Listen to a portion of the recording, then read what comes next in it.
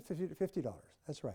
If you're a $100,000 a year person, then you have to earn $50 an hour. Now here's the mistake that people make that causes them to fail, is they think of their income in terms of how much they earn in a month or a year. But what rich people, the top 10% of people, think of how much they earn each hour, and sometimes each quarter of an hour. The highest paid people in America think about how much they earn per minute or per groups of minutes. If you call a lawyer to ask a question, or even worse, you meet with a lawyer, you get a bill. And what is the bill? The bill is in 6-minute increments. They charge you by the 1/10 of an hour. When I first started working with lawyers, someone had come up with this great idea. Rather than billing on an hourly rate, bill by 10 minutes. So send you a bill for 1/6 of an hour, which would be 10 minutes. And if you talk to them for 11 minutes, they bill you 2/6. So you get your bill, and it shows you the number of hours. 0.2, 0.6, 1.2. You know what I'm talking about? Accountants do the same thing, consultants, professionals. Highest paid people in America bill by the hour. All right. So then they went to one of the conferences and they said, rather than charging by the 10th of an hour, which is 6 minutes, charge by, charging by 10 minutes, charge by the 10th of an hour. So now you get billed in 6-minute increments. So when I call my lawyer, I don't say, hi, how's you doing? How's your family? How's life? How's the economy affected? And I get right to the point. I have a question, I need an answer. And off, almost like a race. You hang up that. Because as soon as you call a lawyer, they reach forward and they put on their timer. And it starts to click. And lawyers have one goal in life, is increase billable hours. And if you want to talk about family and friends and sports and Donald Trump and everything else, hey, that's great. It's going tick, tick, tick, tick, tick, tick, tick, tick, tick, tick, tick. One of my lawyers cost me $500 an hour. I can promise you I don't know anything about his personal life, and I don't care. I know nothing about his opinions because I will never ask. I get on, I say, here's my legal situation. Well, should I do this or should I do that? And he said, well, based on this and this, you should do that. And off the phone fast. My point is, top people think in terms of how much they earn each hour. And so if you want to earn $100,000 a year, you have to earn $50 each hour. So you ask this question, and this is a question that brings you to reality, is would I pay somebody else $50 an hour to do what I'm doing right now? What are you doing right now? Are you checking your email, looking up your spam, checking to see what's for sale, talking to your friend, talking about dinner? Would you pay somebody else $50 an hour to do this? I find that all wealthy people listen to audio programs when they drive around and when they exercise. They turn their car into a learning machine. They turn their exercise into an exercise machine. Speaking to a wealthy guy just a couple of days ago, and he was telling me he listens to his Brian Tracy audio programs on the life cycle. And he sits down there and he gets his headphones and he gets there and he shows me all the programs he's got on his iPhone. And he just turns his exercise time into learning time.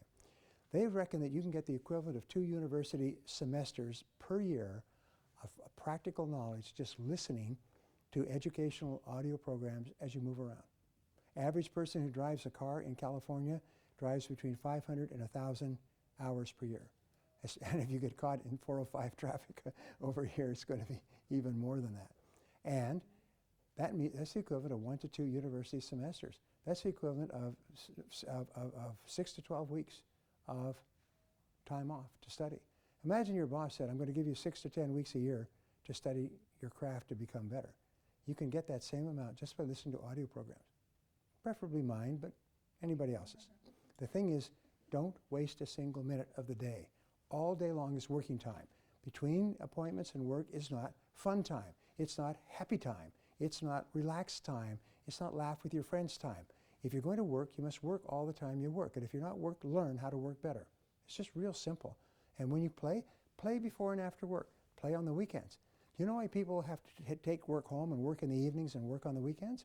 It's because they waste so much time during the week that their work gets caught up, like an avalanche overhang.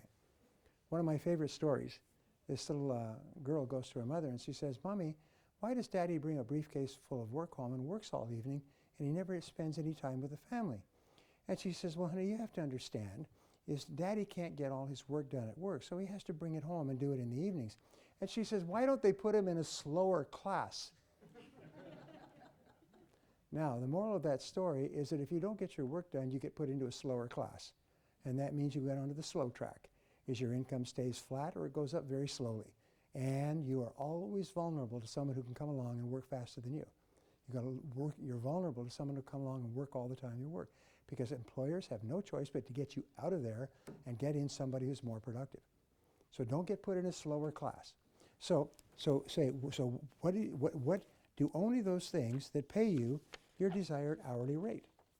And if you want to earn $50 an hour, if you want to earn $100 an hour, then you have to ask, what are the things that pay me $100 an hour? Which brings us to my next breakthrough, and this is worth the price of the seminar today. And it's what I call the law of three. And I told you I spent 7 years in training groups of 30 or 40 business owners over a 7-year period. They would come to me every 90 days for one full day. And I would take them through a series of steps. And at the end of each day, they would have an action plan. And then 90 days later, they would come back and we would review. And they were astonished. 80% of the things they wrote on their action plan had been accomplished in the previous 90 days. And often I would ask them, I say, all right, how many people reviewed the action plan on a regular basis, which is basically a series of goals? Is one or two. Most people, when they went home from the coaching program, put their stuff away and never looked at it. But how many of the things you wrote did you write on your list that you achieved? They were astonished. I mean, they're shouting 80, 90%, 100%, and so on. Telling stories. It was unbelievable. The fact that they'd written them down, they programmed them into their subconscious mind, and they just started to come true. So the law of three is what I would teach. I would guarantee you that in the course of this 1 year, you will double your income and double your time off, or there will be no charge. I'll give you all your money back at the end of the year, and I charge them a lot. And I never had to give a refund. And one of the reasons I never had to give a refund was because of the law of three. The law of three is so devastating. It's like driving a tank through a plate glass window. It's very simple. It says that there are only 3 things that you do that account for 90% of the value of your contribution. 90% of your income, 90% of the value of your work, 90% of your hopes and dreams for the future. 90% of your life is determined by 3 things that you do. Everything else is in the bottom 10%. And what do most people do? They spend all of their time in the 10% of activities, hundreds of them, that account for no value at all. Why? It's because human beings always move from discomfort toward comfort, from dis-ease to ease, from unhappy to happy. So human beings are programmed to always choose the fastest and easiest and most enjoyable things to do. And if you do something repeatedly, what do you develop? A habit. And so people have the habit of not working on their most important tasks because they're just too big and hard. So what they do is they come into work. If you go into a normal workspace, okay, people come to work, when you watch, you put on the camera, what do? Do they go to their desk and start working? Phoning? No. The first thing they do is they go and they find their coworkers and talk. It's sort of like every workplace is like a duck farm. You walk in there and you hear quack, quack, quack, quack, quack, quack, quack, quack, quack. Everybody's going quack, quack, quack, quack, quack. You go from simple quack, quack, quack, quack, quack, quack, quack, quack, quack, quack, quack, quack. Come and join us, quack, quack, quack, quack, quack, quack, quack, quack, quack. And when you finish quack, quack, quacking with someone, you go down the hallway, find someone else, quack, quack, quack, quack. You treat these people like you haven't seen them for years. They're your best friends or members of your family. Quack, quack, quack. Haven't seen you since 5 o'clock yesterday. Quack, quack, quack, quack, quack, quack. Nobody works. I'm astonished. When I came across this principle, I started looking. Sometimes I visit offices or visit clients first thing in the morning, 9:30. You walk through the offices, nobody's working. They're all going quack, quack, quack, quack, quack, quack, talking on the phone, reading the paper, doing their nails. It's just unbelievable. So they're doing things that account for little or no value at all. There's only 3 things, and I call this the law of 3. So how do you determine your 3 most important tasks? Well, you ask yourself 3 magic questions. And I cannot tell you how important this is, because if you get this question right, you will double your income next week. The reason why I never had to give their money back is when they practiced the law of 3, everyone doubled and tripled their income, sometimes within 30 days. People who had been in their same business for 10, 12, 15 years, within 2 weeks or 4 weeks, they all doubled their income. I never had to give a refund. The law of 3 should have been dishonest, because it was so guaranteed, so slam dunk, that everybody who practiced it doubled their income overnight. I had one guy come to my course, a good friend of mine. He paid me, I charged $4,000 for 4 days, $1,000 a day. And he came to me, and he came to the first day, and I taught the law of 3 at 1:30 after lunch. And we're taking a break, and he got up and he said, well, thank you, Brian. Just this room this size, number of people. He said, well, I'm out of here. I got to go. And he picked up his stuff, folded up his stuff, put it in his briefcase, and he headed out the door. And this was just at a time for a break. So I said, let's take a coffee break. And I went out and I followed him. And I said, Tom, where are you going? He said, I'm out of here. He said, she said, are you unhappy? Is there something? Oh, no. He said, I got my money's worth. He said, that law of three, that'll double and triple my income. I don't need to, I got so many things that I can do. Don't want to stay here any longer. I said, but this is just the beginning of the first day. He said, I don't need it. I've had my money. Do you want your money back? No. He said, that law of three is worth $4,000. And he went on. He increased his income 10 times the next 5 years. And just by the law of three. So the first question of the law of three is, if you could only do one thing all day long, which one activity would contribute the most value to yourself and your work? Which is the most valuable thing that you could do? If you could only do one thing all day long, you had to pick one task. And write it down. What's your answer?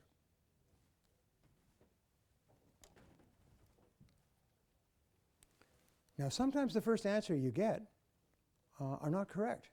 You think this is it. I'll talk to you about this in a second, but sometimes it's not correct. So once you've written that down, is ask yourself the question, if you could only do two things on your list of activities, which one activity, which would be the second most valuable activity that you could engage in? And once you answer that question, go ahead, write it down. Then the third magic question, if I could only do three things all day long, what would be the third activity that would contribute the greatest amount of value? It's always 1, 2, 3, 1, 2, 3, and it's always in sequence. One thing that you do is more valuable in terms of financial contribution than anything else. The second thing you do is the second most valuable. Third thing you do is the third most valuable. And these are life transforming. For example, in sales. Anybody here in sales? Of course. Sometimes I ask this question, I say, why do you get up in the morning and go to work? And the answer is what I call MMM, make more money. Right? Does everybody agree with that? We don't go to work to earn less money. We go to work to earn more money. Is that correct? People say yes. Okay, so how do you make more money when you get to work? Well, it's called SMS, which means sell more stuff. The way you MMM is SMS, sell more stuff. So when are you actually working during the day? You're only working when you're selling more stuff. If you're not selling more stuff, you're not working. You're useless to yourself and your company, and you might as well go home to bed, pull the sheets up over your head, go back to sleep, because you're of no value to anybody unless you are SMS, selling more stuff. So you have to ask yourself all day long, is what I'm doing right now selling more stuff? If it's not, stop doing it and start doing stuff that's selling more stuff. One of the mantras that I learned as an early salesman was this, is keep asking yourself every minute, is what I'm doing right now leading to a sale? Is what I'm doing right now leading to a sale? If it's not leading to a sale, stop doing it and start doing something that's leading to a sale. Slam on the brakes and start shifting. So in terms of the big three, what are the three in selling? And the answer is wonderful, is prospecting, presenting, and closing. Prospecting, presenting, and closing, those are the big three. Those account for 90% of your income, 90% of your future, 90% of your lifestyle, bank account. Everything is prospecting, presenting, and closing. So if you're not prospecting, presenting, and closing, you're not working. You're useless to yourself and to everybody else. So Columbia University has studied this